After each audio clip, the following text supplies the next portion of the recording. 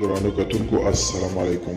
زه محمد سلمان همدرد د حق غږ پښتو چینل خبري لنډیز کې ستاسو کوربه اوس تاسو پام را اړوم د مهمو خبرونو لنډیز ته.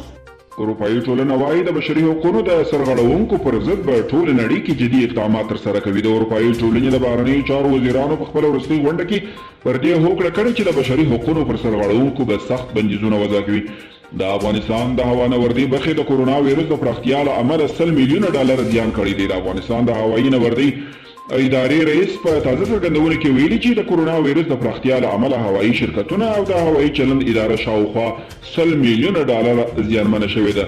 د ارګ له مطبوعاتي دفتره په خبره شوې خبرپاڼه کې راغلي چې په تېره ورځ د کابینې غونډه جوړه شوې وه.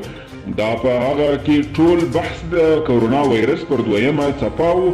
په دې غونډه کې د پریکړه شوې چې د کورونا وبا د کنټرول لپاره به له ټولو امکاناتو کار واخیستل کیږي څو افغان حکومت وکړی شي د دغه وبا خطرونه راکم کړي.